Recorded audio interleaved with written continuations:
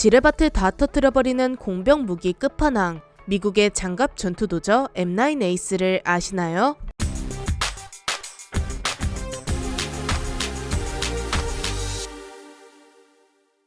안녕하세요, 지식스토리입니다. 이번에는 그 어떤 것이라도 다 밀어버려서 평지로 만드는 한 전투 차량에 대해 알아봅시다. 적을 압도하기 위해 필요한 능력에는 어떤 것이 있을까요? 많은 분들이 화력이라고 생각하실 것입니다. 물론 전투에서 압도적인 화력도 중요하지만 기동력이 뒷받침되지 않으면 그 힘을 제대로 발휘할 수 없습니다. 병력의 기동력은 예나 지금이나 항상 중요했는데요. 과거 아시아와 유럽을 호령했던 칭기즈칸도 기동력이 뒷받침되었기에 활약할 수 있었습니다. 제2차 세계대전에서는 독일이 기동력을 최대한 끌어올려 기갑전력의 무서움을 연합국에게 보여줬죠. 기동력이 좋으면 분산된 적들을 각계 격파하기도 쉽고 대규모의 적을 포위하는 데도 유리합니다. 따라서 많은 나라는 기동력을 올리기 위해 힘썼고 또 반대로 엄청난 속도로 진격하는 적군을 막기 위해 여러 방해 장치도 고안했습니다. 지뢰지대를 많이 만들어 놓기도 하고 각종 장애물을 설치해두기도 했죠. 아니면 참호를 많이 파서 적을 방어할 수도 있습니다. 또 강에 건설된 교량을 폭파하는 등 적이 어떻게든 쉽게 오지 못하도록 발악했습니다. 그럼 진격하는 보병들은 이런 장애물을 일일이 극복해가며 싸워야 하는데요. 이 과정에서 당연히 많은 피해를 입을 수밖에 없습니다. 그럼 이제 이에 대한 대비책도 또 세워야겠죠? 정리해보면 먼저 기동성을 올리기 위해 노력했고 이렇게 빨라진 병력을 막기 위한 방법을 연구했고 그렇게 나온 장애물들을 치우는 방법을 연구하기 시작합니다. 많은 나라들은 장애물을 제거하는 전문적인 공병 부대를 창설해 운영하기도 했고 포크레인 같은 민간 장비를 가져다 쓰기도 했습니다. 그런데 제대로 된 군용 장비가 없으니 여전히 실전에서는 많은 장애물이 앞길을 가로막았는데요. 이제는 어영부영 장애물을 뚫고 나가는 것이 아니라 제대로 된 공병 장비가 필요한 시점이었습니다. 많은 국가가 이런 공병 장비를 개발하기 시작하죠. 그런데 미국은 이 부분에 있어 다른 나라보다 고민이 더 많았습니다. 웬만한 국가들은 자국의 국경선이 곧 전쟁터가 될 가능성이 높아 무게나 크기에 별다른 제약이 없었죠. 하지만 미국은 전쟁터가 바다 건너에 있기 때문에 배나 항공기로 실어 날라야 했습니다. 따라서 크기도 적당해야 했고 너무 무거워도 안 됩니다. 미국은 이 문제를 해결하기 위해 여러 연구를 진행했습니다. 그런데 1949년에 진행된 연구에 따르면 중장비는 무거울수록 작업 효율이 높아진다는 사실이 밝혀졌습니다. 이 말은 가볍고 작은 중장비는 좋게 만들 수 없다는 말인데요. 여기서 미국은 딜레마에 빠지게 되죠. 미국은 이 난관을 어떻게 극복했을까요? 여기서 이런 말을 떠올려 봅시다. 돈으로 안 되는 일이 있다면 돈이 부족한 것이 아닌지 다시 생각해보라는 말이 있죠. 이 돈이 넘쳐나는 국가가 바로 미국입니다. 미국은 돈 뭉치를 잔뜩 들고 이 말도 안 되는 개발을 해줄 업체를 찾아 나서는데요. 역시나 미국의 자본력에 너도 나도 하겠다고 줄을 섰습니다. 그렇게 지금부터 다사다난한 개발 과정이 시작되죠. 무려 40년 동안이나 진행되는 힘 빠지는 사업이니 각오하고 들어주시길 바랍니다. 먼저 1958년에 인터내셔널 하베스터라는 미국의 중장비 제조 회사가 이 사업에 참여했습니다. 그리고 2년의 개발 끝에 시제 차량까지 만드는 데 성공하죠. 이후 미군 관계자들이 시제 차량을 둘러보면서 훈수를 두기 시작하는데요. 그러면서 요구사항을 하나 더 추가합니다. 병력을 안전하게 보호해줄 추가적인 장갑이었죠. 아무래도 든든한 장갑이 있어야 최전선에서 활약이 가능하다고 생각한 것입니다. 그렇게 인터내셔널 하베스터는 다시 시제 차량을 만들어 왔고 이 시점에서 캐터필드 트랙터라는 제조업체도 사업에 참여해 시제 차량을 하나 만들어 옵니다. 이렇게 2대의 시제 차량을 받은 미군은 이 차량들을 이리저리 굴려보며 테스트를 거치는데요. 그런데 시험을 하면 할수록 신뢰성에서 문제가 발생합니다.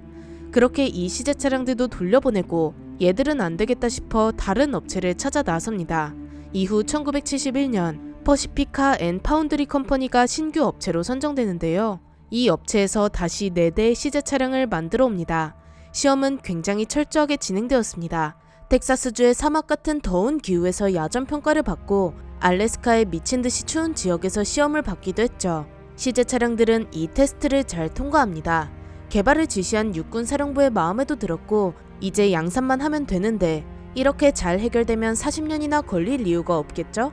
원래 이 사업을 맡고 있던 육군사령부가 개발 책임을 하위 기관인 타콤에게 넘겨버립니다.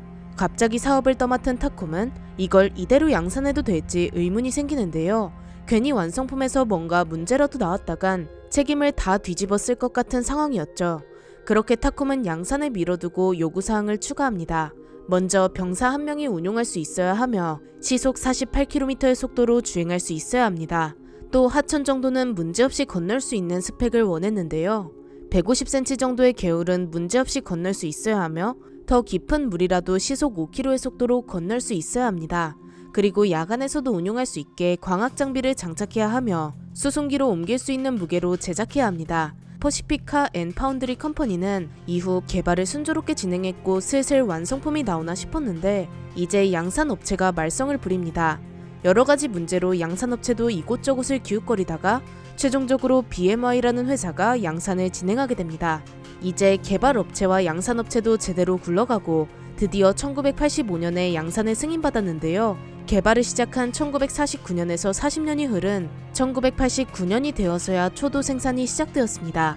이렇게 힘든 과정을 거쳐 탄생한 차량이 바로 M9 에이스입니다. 에이스의 재원을 살펴보자면 먼저 전장은 6.25m이며 중량은 16톤에 이릅니다. 운용에 필요한 인원은 1명이며 최고 속도는 시속 50km입니다. 주행거리는 370km이죠. 에이스의 가장 큰 특징은 한 대로 야전에 필요한 거의 모든 작업을 할 수 있다는 것인데요. 포크레인처럼 흙을 푸기도 하고 트럭처럼 나를 수도 있으며 흙을 밀어낼 수도 있고 땅을 고르게 다지는 것도 가능합니다. 견인도 당연히 가능하죠.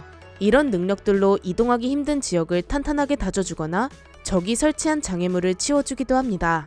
심지어 지뢰지대 개척을 위해 미클릭이라는 장비를 끌고 다니는데요. 미클릭은 100m 범위의 지뢰를 제거해줍니다. 에이스는 미클릭을 이용해 전차와 보병이 지나갈 길을 개척해주죠. 그리고 아군이 방어 진지를 구축해야 할 땐 참호도 파주는데요. 더 이상 보병이 삽을 들고 땅과 힘싸움을 할 필요가 없습니다. 또 강과 같은 지형도 문제없이 돌파하죠. 정말 언제 어디든 아군이 필요하면 달려와주는 만능 차량입니다. 그럼 에이스의 무장 상태는 어떨까요? 에이스는 지원용 차량이기에 공격용 무장이 아예 없습니다. 대신 방어에 많은 투자를 했는데요. 먼저 차량을 적으로부터 은폐하기 위해 8발의 연막탄을 운용합니다. 적이 등장하면 대응하지 않고 도망치죠. 이 연막탄을 활용해 적을 마주하지 않는 것이 최선이지만 어쩔 수 없는 상황을 위해 최소한의 장갑도 있습니다. 자체는 알루미늄 용접으로 제작되었으며 추가로 강철과 아라미드 적층 플레이트를 적용했습니다. 아라미드 적층 플레이트란 방탄복에 많이 사용되는 특수 섬유인 아라미드를 겹겹이 쌓은 판을 뜻합니다. 가벼운 재질로 방탄 효과를 내기에 제격이죠. 물론 이 정도로 전차의 포탄을 막는 것은 무리이고 소총탄이나 근처에 떨어진 파편 정도는 충분히 방어할 수 있습니다. M9 에이스는 위험한 상황에 노출되는 만큼 떡장갑을 두르면 가장 좋긴 하겠지만 수송기로 옮길 수 있는 무게에서는 이 정도가 최선이었습니다. 그래도 무게 대비 방탄 효과는 정말 뛰어난 수준이죠. 에이스는 1989년부터 1999년까지 생산되어 미 육군과 미 해병대로 보급되었는데요. 20세기가 끝날 무렵 벌어진 걸프전과 2003년에 발발한 이라크전에 투입되어 아군의 전장을 금방 구축해 피해를 줄이는 데 많은 도움을 주었죠. 이렇게 세계 최강 미국이 주력으로 사용하는 만큼 전 세계의 많은 미 우방국도 에이스를 즐겨 사용할 것 같지만 의외로 운용국은 그리 많지 않습니다. 그나마 우리나라가 주요 운용국 중 하나인데요.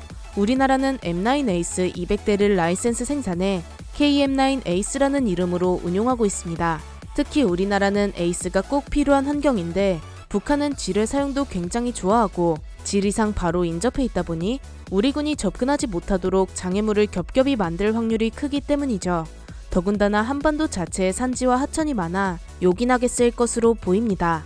이 밖에는 이집트와 대만이 소량 도입해 운용하고 있고 터키는 에이스를 바탕으로 2인용 버전으로 개량한 뒤 쿤두즈라고 부르며 운용하고 있습니다. 이렇게 전쟁이 터지면 가장 먼저 출동해 굳은 일을 도맡으며 전장에서 빠져나올 때도 아군이 안전하게 빠지는지 확인하고 나오는 미국의 장갑 전투도저 M9 에이스에 대해 알아보았는데요. 영상을 재미있게 보셨다면 구독과 좋아요 부탁드립니다. 감사합니다. 지식 스토리였습니다.